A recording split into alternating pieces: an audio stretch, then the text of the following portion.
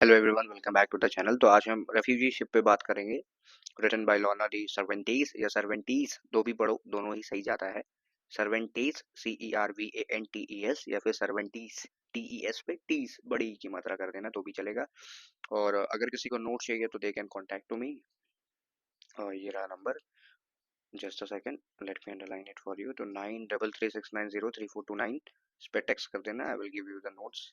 और इस साल के लिए सारे नोट्स फ्री हैं, कोई चार्जेस नहीं है, बस पर्टिकुलरली फॉर इस साल। लेकिन नेक्स्ट ईयर से, अगर आप BA3 के हैं तो आपको इतना सोचने की ज़रूरत नहीं है। नेक्स्ट ईयर से कोई ज़रूरत नहीं लगेगी आपको मेरी। तो without wasting any further time let us begin. तो रेफ्यूजीशिप बाय लर्नर डी सर्वेंटीज। और एक चीज़ और याद रखना कि सर्वेंटीज जो थे ये फीमेल हैं। कई बच्चे नहीं समझ पाते हैं, तो ये फीमेल थी, फीमेल यानी कि महिला थी। She was a professor, author, philosopher, activist, और रिच बैकग्राउंड है इनका, बेहतर बैकग्राउंड है।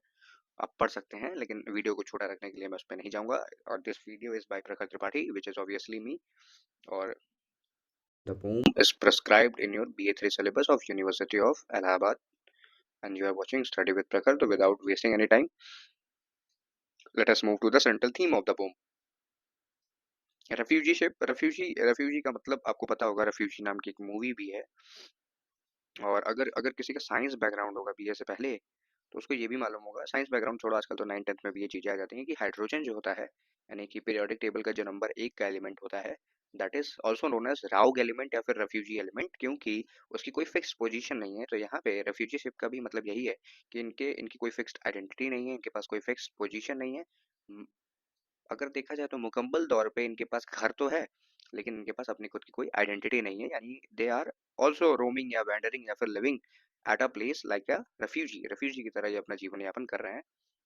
अब लाइन बाय लाइन देख लेते हैं। Refugee ship by Lorna Dee Cervantes explores the theme of cultural alienation. यानी कि कल्चरल एलियनेशन की बात होती है। एलियनेशन का मतलब समझो, अगर इसको इन सिंपल वर्ड्स समझा दूं मैं, कि अगर आप कहीं गए, घूमने गए अपने दोस्तों के साथ, अब 5 लोग बैठे और चाय मंगानी हुई, तो 4 के लिए चाय मंगाई गई, आपके लिए नहीं मंगाई गई।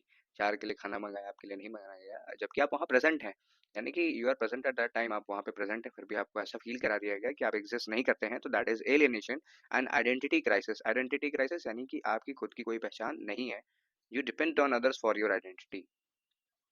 जैसे यूनिवर्सिटी में आपकी आइडेंटिटी तो नहीं है, लेकिन आपको आईडी कार्ड मिलता है, तो वो हमारी आइडेंटिटी क्राइसिस दिखाता है कि हमारी खुद की आइडेंटिटी नहीं है।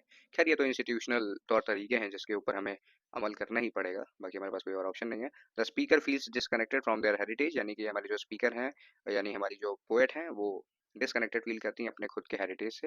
हेरिटेज यानी कि उनका जो कल्चरल बैकग्राउंड है, लैंग्वेज से। अब उनकी खुद की लैंग्वेज वो नहीं सीख पा रही है। फैमिली, और फैमिली, उनकी फैमिली भी यही सेम काम कर रही है कि उनको फैमिली, उनकी खुद की फैमिली उनको उनकी कल्चरल रूट्स तक उनको पहुंचने में मदद नहीं कर रही है। portraying themselves as a refugee caught between two worlds, unable to fully belong to either. अब बेचारी वो दो आइडेंटिटीज के बीच में फंस के रह गई हैं। कौन फंस के रह गया? लॉर्ना डी सर्वेंटीज दो आइडेंटिटीज के बीच में फंस के रह गई हैं। और अब देखिए क्या होगा। The pome highlights the struggle of assimilation, loss of language. यानी कि हमारी जो पोम है, वो स्ट्रगल ऑफ एसिमिलेशन दिखाता है। एसिमिलेशन पे मैं बात करूंगा। लॉस ऑफ लैंग्वेज दिखाता है, यानी कि उनकी लैंग्वेज, यानी कि जो उनकी पहचान थी, वो भी उनसे छीन गई है। The pain of being uprooted from one's cultural roots. यानी कि इनका जो खुद का कल्चर था, अब ये उस तक भी नहीं पहुंच सकते हैं, और इनकी जो कल्चरल रूट थी वो उखाड़ दी गई हैं। अब ये उस तक नहीं पहुंच सकते हैं। जैसा कि मैंने वादा किया था कि मुझे एसिमिलेशन पे बात करनी है। तो इसके दो मतलब होते हैं। एक बायोलॉजी वाला होता है कि जिसमें आपका खाया हुआ खाना आपकी बॉडी में पच जाता है, दैट इज एसिमिलेशन। यहाँ पे उससे मतलब नहीं है। यहाँ पे एसिमिलेशन का मतलब है कि to become a part of, to become the part of या अ पार्ट ऑफ, कुछ भी लिख सकते हो। क्योंकि जैसे अगर आपको, मैंने आपको एक एग्जांपल दिया जो कि आपको हो सकता है खराब भी लगे, अगर आपके साथ ऐसा हो, इवन आपके साथ क्या मेरे साथ भी होगा तो भी मुझे लगेगा कि 5 लोग हम बैठे हैं, तो 4 के लिए चाय है, 4 के लिए खाना है, 4 के लिए सब कुछ है, लेकिन आप बैठे हैं तो भी नहीं मंगा रहा है कोई आपके लिए, ना ही कोई पूछ रहा है, तो आप खुद उठ के वहां जाएंगे। तो to become a part of. तो हमारी जो पोम की जो पोएटेस हैं, यानी कि लॉर्ना डी सर्वेंटीज, इस बात से स्ट्रगल करती हैं कि कैसे वो अपनी आइडेंटिटी खो चुकी हैं और पार्ट नहीं बन पा रही हैं सोसाइटी का। स्टैंजा वाइज समरी देखें तो पहले स्टैंजा में क्या बात होती है। The speaker feels unnoticed bye there grandmother. जो स्पीकर हैं वो अननोटिस्ड हैं, फील करती हैं बाय देयर ग्रैंडमदर, यानी कि उनकी जो ग्रैंडमदर वो तो बहुत ज़्यादा ध्यान नहीं देती हैं। Emphasizing a generational and cultural gap. अब एक इन जनरेशनल गैप आ गया है, जाहिर सी बात है, ग्रैंडमदर ग्रैंडमदर तभी बनी है जब उनकी एज ज़्यादा है। और एक कल्चरल गैप भी आ चुका है। कल्चरल गैप क्या है? क्योंकि ये जो हमारी स्पीकर हैं, वो मॉडर्निटी में, मॉडर्न मॉडर्न डेज को रिप्रेजेंट करती हैं। और एक चीज़ और याद रखो, कल्चरल गैप का मतलब ये है कि हमारे घर में दादी नानियों को हमारे घर में दादी नानियों को ही ज़्यादा रीति रिवाज मालूम होते हैं जितनी हमारी माओ को भी नहीं पता होता। तो ये उस बात पे जोर दे रहा है। The grand mother symbolising tradition, हमारी जो ये जो ग्रैंड मदर थी पोम में हमारी, वो क्या सिंबलाइज करती हैं, वो ट्रेडिशन को सिंबलाइज करती हैं। रिमूव्स हर ग्लासेस, वो अपने ग्लासेस हटाती हैं। Possibly representing an inability to fully connect with the speaker. अब देखो ग्लासेस जो हटाए जाते हैं शुरू में उस पोम में, किसी ने सांझे वाइज पढ़ा होगा तो उसे मालूम होगा, तो जब ग्लासेस हटाए जाते हैं तो इस बात को खासा तौर पे समझो। ग्लास हटाने का मतलब ये है कि एक बैरियर है। बैरियर क्या है? वो ग्लासेस का बैरियर है, कल्चर का बैरियर है। जब वो ग्लासेस हट जाते हैं तब कनेक्शन अच्छा हो रहा है, लेकिन एक दीवार का काम कर रहा है ग्लास, यहाँ पे एक दीवार का काम कर रहा है। और इस स्टैंजा को अगर मैं सिंप्लीफाई करता हूँ तो ग्रैंड मदर पुराने कल्चर, पुराने पुराने रीति रिवाजों से जुड़ी हुई है, लेकिन उनकी जो पोती है वो इन सारी चीजों से जुड़ी हुई नहीं है। Second stanza, the speaker expresses their loss of language and identity. Second stanza में loss of identity, loss of language के बारे में बात होती है। They feel disconnected from the Spanish heritage, और ये स्पेनिश हेरिटेज से डिस्कनेक्टेड फील कर रहे हैं। And struggle with their cultural identity despite their physical appearance reflecting it. अब देखो जैसे कोई इंडियन है तो उसका स्किन कलर, उसके रहने सहने का तरीका या फिर उसकी ड्रेसिंग सेंस दिखाई पड़ जाती है कि हाँ भाई ये इंडियन है। लेकिन वो कभी इंडियन कल्चर को जाने ना समझे ना, तो वो पार्टली इंडियन है, पार्टली केवल फिजिकली इंडियन है, लेकिन वो मेंटली और कल्चरली उसको आप इंडियन नहीं बोल सकते हैं। यहाँ पे सेकंड स्टैंजा में ये बात हुई है, यानी कि आइडेंटिटी क्राइसिस की बात हो रही है। फिर बात करते हैं स्टैंजा नंबर थर्ड की। In the third stanza the speaker compares their experience being on a refugee ship.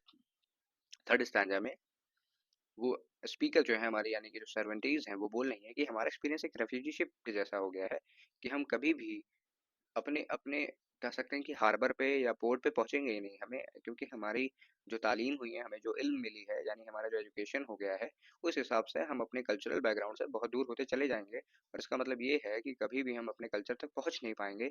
यानी कि हम ढलते दिनों के साथ, बीते दिनों के साथ, दिन ब दिन, सेकंड दर सेकंड, मिनट दर मिनट अपने रिलीजन कल्चर से दूर होते जा रहे हैं। That never finds a home, symbolising there permanent feeling of displacement. यानी कि ये इनका जो कल्चर है, इनका जो आइडेंटिटी है, वो परमानेंटली डिस्प्लेस्ड हो चुकी है, डिस्प्लेसमेंट आ चुका है उसमें। The repetition in Spanish reinforces their struggle with bilingual identity। और लास्ट में एक स्पेनिश लाइन आती है, जिन्होंने पोम को पढ़ा होगा उन्हें मालूम होगा। तो यानी कि ये थर्ड स्टैंजा अगर मैं इन शॉर्ट समराइज कर दूं, तो देखा जाए तो हमारी जो स्पीकर हैं वो ये कहना चाह रही हैं कि अब वो चाहे जो कुछ भी कर लें, लेकिन अब ये जो कल्चरल गैप आ चुका है वो कभी भी फुलफिल नहीं हो पाएगा, भर नहीं पाएगा, और ये खाई की तरह बड़ा होता चला जाएगा दिन ब दिन जैसे जैसे बीतेगा। और वो एक रेफ्यूजी शिप पे बैठ गई हैं। रेफ्यूजी शिप यानी कि एक ऐसा शिप जिसका खुद का कोई देश नहीं है, वो केवल पानी दर पानी इधर से उधर भटकेगा और कभी भी अपनी डेस्टिनेशन तक नहीं पहुंच पाएगा। Thank you for watching, hope so you liked the video, make sure you subscribe it, hoping to meet you soon in the next video of the detailed analysis of the poem, line by line detailed explanation, and हाँ मैं वो भी deal करूंगा, क्या कहते हैं उसको, literary devices, figures of speech, सारी चीजें मैं हर लाइन का बताते हुए डील करूंगा।